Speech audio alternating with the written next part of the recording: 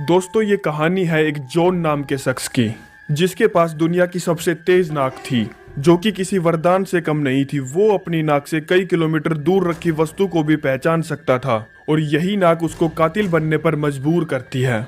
और ये एक से एक सुंदर लड़की का कत्ल करके उनकी खुशबू को हमेशा के लिए अपनी बोतल में कैद करना चाहता था। और जब इन सब कत्लों के जुर्म में इसको पकड़ा गया तो वो किस तरह से वहां से भाग निकला। तो चलिए शुरू करते हैं हमारी आज की कहानी परफ्यूम को, जो कि 2006 में रिलीज हुई थी। ये movie perfume the story of A murderer नाम के नोवेल पर आधारित है। कहानी की शुरुआत होती है ईस्वी 1800 पेरिस की सबसे गंदी बदबूदार जगह फिश मार्केट से, जहाँ पर हम एक प्रेग्नेंट औरत को देखते हैं और तभी उसको बर्थ पेन होने लगता है। वो वहीं पर एक बच्चे को जन्म देती है और नवजात शिशु को वहीं पर छोड़कर 9 तो 11 होने की कोशिश करती है। लेकिन इस बच्चे की किलकारी की वजह से वहां पर खड़े लोगों का ध्यान इसकी मदर पर जाता है। अब कोर्ट द्वारा सजा के तौर पर इसे फांसी दी जाती है। दोस्तों इस बच्चे के पास एक तरह की और खासियत थी। जो भी कोई इस बच्चे का फायदा उठाकर इससे दूर जाने की कोशिश करता, उसकी दर्दनाक तरीके से मौत हो जाती थी, जैसे कि इसकी मदर की हुई। अब जॉन को एक अनाथालय में भेज दिया जाता है, जहाँ की वार्डन एक लालची महिला थी। वो बच्चों को वयस्क होने तक पालती और फिर उन्हें बेच देती थी। अब जॉन के अनाथालय में आने की वजह से यहाँ पर रह रहे बच्चों में अपनी जगह छिन जाने का भय उत्पन्न होता है और वो उसे मारने की कोशिश करते हैं। लेकिन तभी वहाँ पर वार्डन आ जाती है और अब देखते ही देखते इस माहौल में जॉन 5 साल का हो गया था, लेकिन अभी तक वो बोल नहीं पाता था। धीरे धीरे वक्त बीतता गया। अब जॉन बोलना सीख रहा था और उसकी सूंघने की ताकत इतनी ज्यादा तेज हो गई थी कि वो कहीं से भी किसी भी चीज को सूंघ कर बता सकता था। यहाँ तक कि वो पानी के अंदर की चीजों को भी सूंघ सकता था। अब जॉन वयस्क हो गया था तो उसे अनाथालय की वार्डन एक जानवरों की खाल के व्यापारी को बेच देती है। अब जैसा कि मैंने बताया था, जो भी कोई इससे अनावश्यक रूप से दूर जाने की कोशिश करता, उसकी अनावश्यक ढंग से मौत हो जाती थी। वार्डन को कुछ लुटेरे पैसों के चक्कर में मार देते हैं। अब जानवरों का खाल का व्यापारी जॉन से 5 सालों तक गधों की तरह काम करवाता है और यहाँ पर 5 सालों से ज्यादा कोई भी जीवित नहीं बच पाया था। लेकिन जॉन ने यह साबित कर दिया था कि वो कितना मजबूत इंसान है। हर रोज दिन में 15 से 18 घंटे काम करना, जो कि उसे बहुत मजबूत इंसान बना देता है। उसकी इस तरह से काम के प्रति लगन देखकर उसका मालिक उसे सामान बेचने के लिए शहर लेकर जाता है, जहां पर वो नई नई तरह की खुशबू को सूंघता है, जो कि उसने इससे पहले कभी नहीं सूंघी थी। और इसी दौरान उसको एक खुशबू का एहसास होता है जो उसने इससे पहले कभी नहीं सूंघी थी, जो कि थी परफ्यूम की खुशबू। वो एक परफ्यूम की दुकान के बाहर जाकर खड़ा हो जाता है और यहाँ पर उसे पहली बार खुशबू और बदबू का फर्क समझ में आया। जॉन परफ्यूम के ओनर को एक मशहूर परफ्यूम को हाथ में लिए हुए देखता है, जिसका नाम था आमोर। इन्हीं सब खुशबुओं के दौरान उसे एक और खुशबू का एहसास होता है, जो कि एक फल बेचने वाली एक खूबसूरत लड़की से आ रही थी। लेकिन जॉन उस खुशबू को नहीं समझ पाता और दीवानों की तरह उस खुशबू का पीछा करने लगता है। वो उस लड़की के पास पहुंचकर उसकी खुशबू को सूंघने लगता है। जॉन को ऐसा करता देख लड़की डर जाती है और उसे भिखारी समझकर कुछ फल दे देती है। जॉन इस खूबसूरत लड़की की खुशबू से इतना प्रभावित हो गया था कि वो उसके हाथ को पकड़कर बुरी तरह से सूंघने लगता है। खूबसूरत लड़की डर कर वहाँ से भाग जाती है, लेकिन जॉन की सूंघने की ताकत के बारे में तो हम सभी जानते ही हैं। वो उसकी खुशबू का पीछा करता है और उसके घर पहुंच जाता है और उसके करीब जाकर उसको सूंघने लगता है। लेकिन लड़की उसको देखकर चिल्लाने लगती है। वो जबरदस्ती उसको चुप कराने की कोशिश करता है ताकि कोई उसे लड़की के साथ जबरदस्ती करते हुए देख ना ले। इसी वजह से उस लड़की का दम घुट जाता है और उसकी वही मौत हो जाती है। अब वो इस लड़की के शरीर की खुशबू को सूंघने लगता है, लेकिन लड़की की मौत हो जाने की वजह से इसके शरीर की खुशबू धीरे धीरे गायब हो रही थी। ये देखकर वो हैरान था कि इस लड़की की खुशबू धीरे धीरे क्यों गायब होती जा रही है। और अब शुरू होता है इस कहानी का दूसरा पड़ाव। पेरिस में परफ्यूम की दर्जनों दुकानें थी, जिनमें से एक था बाल्दिनी, जो कि इस शहर का कभी मशहूर परफ्यूमर हुआ करता था। लेकिन मार्केट में नए नए परफ्यूम आने की वजह से इसका धंधा चौपट हो गया। अब बाल्दिनी का असिस्टेंट उस आमोर नाम के परफ्यूम का सैंपल लेकर आता है, लेकिन बाल्दिनी उसको इग्नोर कर देता है। हम देखते हैं कि रात हो जाने के बाद वो चोरी से उस परफ्यूम को बनाने की कोशिश करता है, जो कि इस शहर का सबसे मशहूर परफ्यूम था। अब बाल्दिनी चाहे कितनी भी कोशिश कर ले, वो इस परफ्यूम के एलिमेंट्स को पहचानने में असफल रहता है। और इसी रात जॉन उसको चमड़े की डिलीवरी देने आता है। वो यहाँ पर तरह तरह की महक को महसूस करता है। जॉन बाल्दिनी के शरीर से आ रही आमोर की खुशबू को सूंघकर कहता है, मैं तुम्हारे लिए ऐसा परफ्यूम बना सकता हूँ। बाल्दिनी उसको बुद्धू समझता है और उससे कहता है, तुम्हारे बस की बात नहीं, इसके लिए तजुर्बा चाहिए जो कि तुम्हारे जैसे नौजवान के पास कहाँ। अब जॉन उससे कहता है कि मैं चीजों को सूंघने में बहुत ज्यादा अच्छा हूँ। और ये सुनकर बाल्दिनी जॉन से उस परफ्यूम को बनाने का फॉर्मूला पूछता है, लेकिन जॉन तो अनपढ़ था, उसे परफ्यूम में डाले जाने वाले एलिमेंट्स के बारे में क्या ही पता। और जॉन किसी तरह का कोई जवाब नहीं देता। जॉन कहता है, चाहे जो हो, मैं तुम्हारे लिए ये परफ्यूम बना सकता हूँ। बाल्दिनी को लगता है कि इसकी औकात ही नहीं, और इसकी औकात याद दिलाने के लिए इसे परफ्यूम बनाने की इजाजत दे देता है। अब जॉन वहीं पर पड़े तरह तरह के लिक्विड को मिलाकर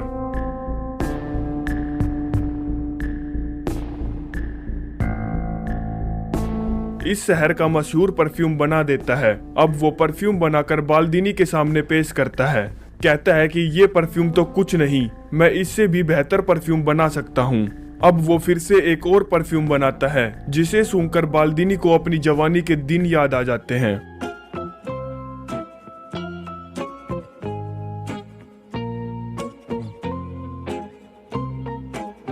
और अब बाल्दिनी को उसकी काबिलियत का अंदाजा हो गया था, तो वो उसकी काबिलियत को ऐसे ही जाया नहीं कर सकता था। और अगले ही दिन बाल्दिनी जॉन को चमड़े के व्यापारी से खरीद लेता है। उसी रात शराब के नशे में पानी में डूबकर चमड़े के व्यापारी की मौत हो जाती है। अब देखते ही देखते बाल्दिनी फिर से मशहूर हो जाता है। इसकी दुकान पहले से भी ज्यादा चलने लगती है।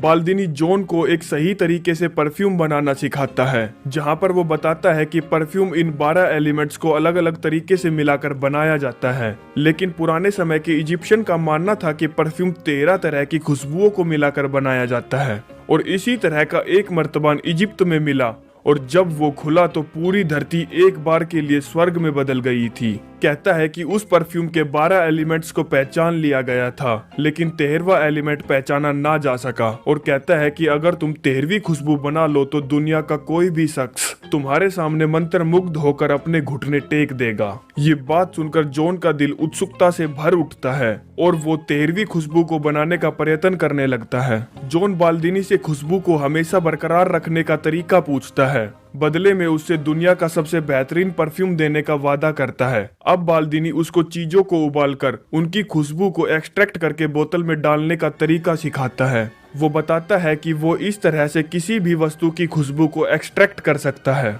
लेकिन जॉन तो था ही गधा।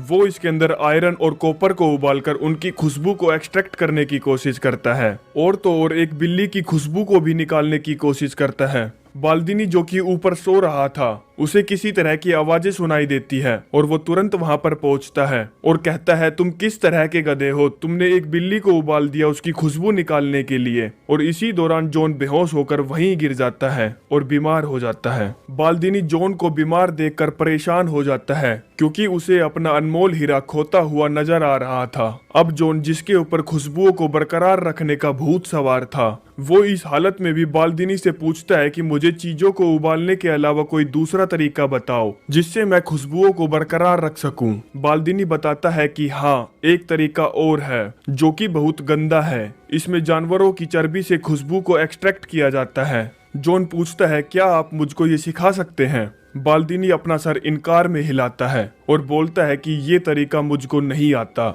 जॉन बाल्दिनी से पूछता है कि क्या मैं ग्रास जाकर ये सीख सकता हूँ? बाल्दिनी कहता है हाँ। अब बाल्दिनी उससे नए परफ्यूम बनाने के 1000 तरीके नोट डाउन करता है और बदले में उसे ग्रास में एंटर होने वाला दस्तावेज देता है, जिसकी मदद से वो ग्रास में काम भी सीख सकता है। अब जैसे ही जॉन यहाँ से जाता है, उसके पुराने मालिकों की तरह ही बाल्दिनी की भी रहस्यमयी तरीके से मौत हो जाती है। अब बाल्दिनी की मौत हो जाने के बाद जॉन आजाद हो जाता है। अब वो किसी का भी गुलाम नहीं था। वो पहाड़ों के रास्ते से ग्रास की तरफ बढ़ता है, जहाँ पर उसे एक गुफा मिलती है। वो यहाँ के गीले पत्थरों की खुशबू, सूखी झाड़ियों की खुशबुओं से मोहित हो जाता है और यहीं पर कुछ दिन रुकता है। इसी दौरान उसे फलों वाली लड़की का सपना आता है और किसी कारण से उसकी आंख खुल जाती है और वो अपने शरीर की खुशबू को सूंघने लगता है, लेकिन उसको अपने शरीर से किसी तरह की कोई खुशबू प्रतीत नहीं होती। तो वो बाहर जाकर बारिश में नहाता है और फिर से अपने शरीर की खुशबू को सूंघने लगता है और यहाँ पर उसे एहसास होता है कि उसके शरीर में किसी प्रकार की कोई खुशबू नहीं है, यानी कि उसका अपना कोई वजूद नहीं है।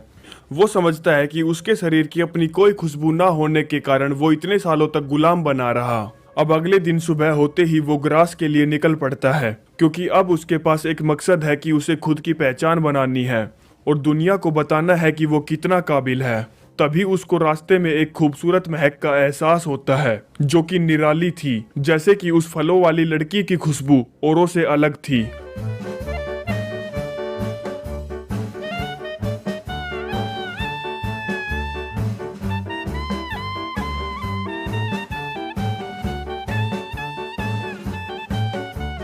जॉन इस लड़की की खुशबू का पीछा करते हुए ग्रास में एंटर हो जाता है और इस लड़की के घर तक पहुंच जाता है, जो कि एक धनी व्यापारी की बेटी थी जिसका नाम था लोरा। जॉन यहाँ के एक व्यापारी के पास खुशबू को एक्सट्रैक्ट करने के दो तरीके सीखता है। एक तो जिसमें चीजों को उबालकर किसी भी चीज की खुशबू को निकाला जाता है, दूसरा जानवरों की चर्बी से किसी भी चीज की खुशबू को एक्सट्रैक्ट करना।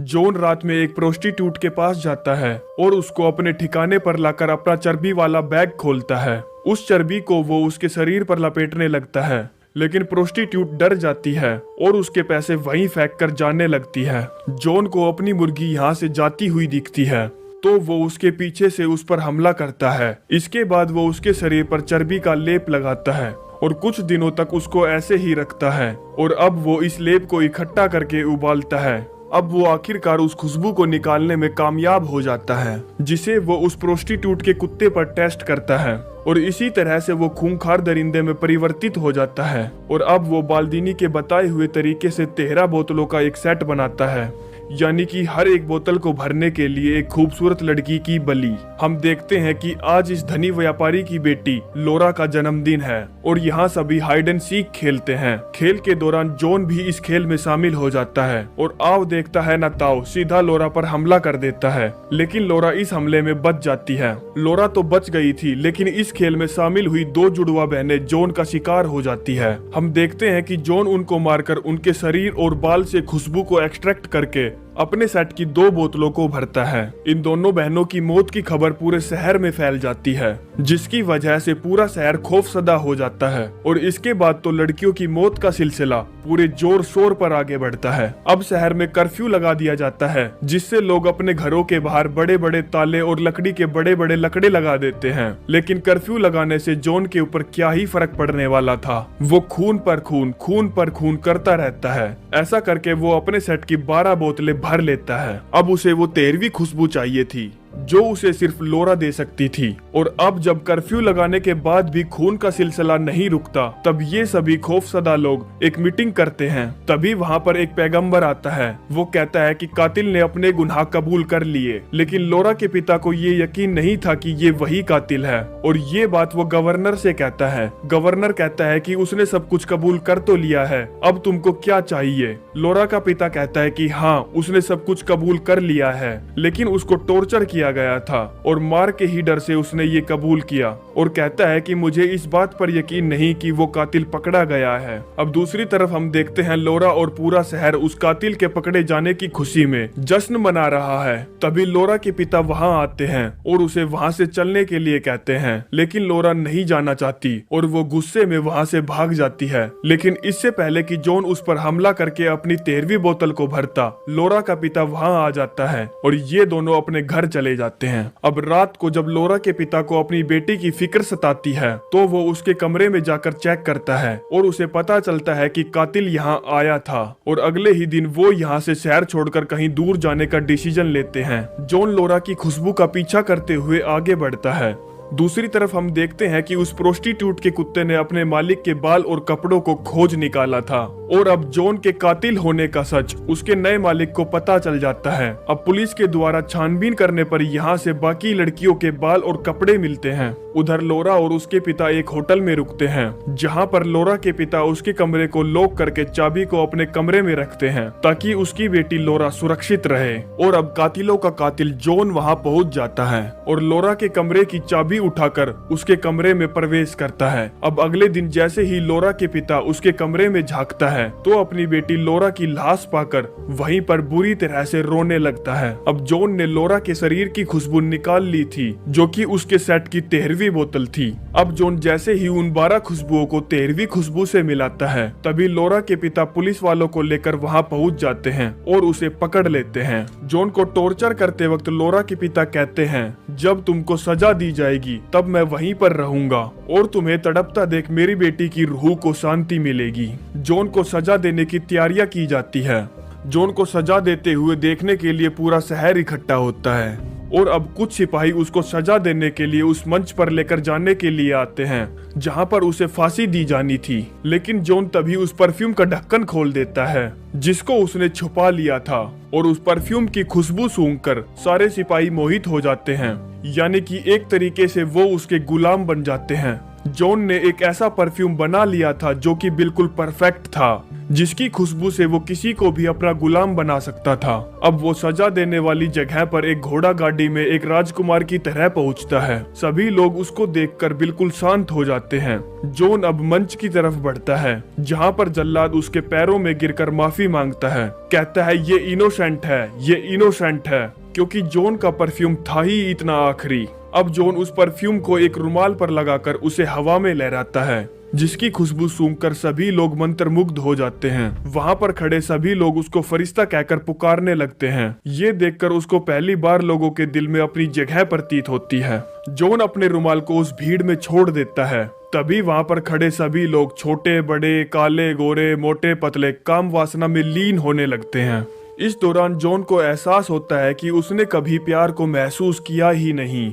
जॉन चाहता था कि लोग उससे प्यार करें, लेकिन इस परफ्यूम की महक से वो समझ गया था कि लोग उससे नहीं, उसके परफ्यूम से प्यार कर रहे हैं और सोचता है क्या फायदा इस कामयाबी का जब कोई प्यार करने वाला ही नहीं है। और इसी दौरान जब सभी लोग अपनी काम वासना में लगे हुए थे, वो अपना झोला झंडा उठाकर शहर छोड़कर यहाँ से निकल जाता है। कुछ घंटों बाद जब इस परफ्यूम का नशा खत्म होता है, तब पूरा शहर अपने आप को नंगा और बेइज्जत पाता है। इसी दिन लड़कियों के कत्ल के जुर्म में जॉन के इस नए मालिक को दोषी माना जाता है, क्योंकि लड़कियों के बाल और कपड़े उसी के कारखाने में पाए गए थे। इसी के चलते उसको फांसी देकर मार दिया जाता है। उसके पास अभी भी इतना परफ्यूम था कि वो इस पूरे संसार को अपना गुलाम बना सकता था। वो किसी भी राजा से उसका राज्य छीन सकता था, किसी भी आर्मी को दूसरे देश पर हमला करने के लिए प्रेरित कर सकता था, वो दुनिया का सारा खजाना लूट सकता था। परंतु जॉन की सिर्फ एक ही दिली ख्वाहिश थी कि वो आम जनता की तरह खूब सारा ढेर सारा प्यार पा सके। जॉन अपने जन्म स्थान पेरिस की गंदी फिश मार्केट में पहुंचता है, जहां पर उसकी माँ ने उसको जन्म दिया था।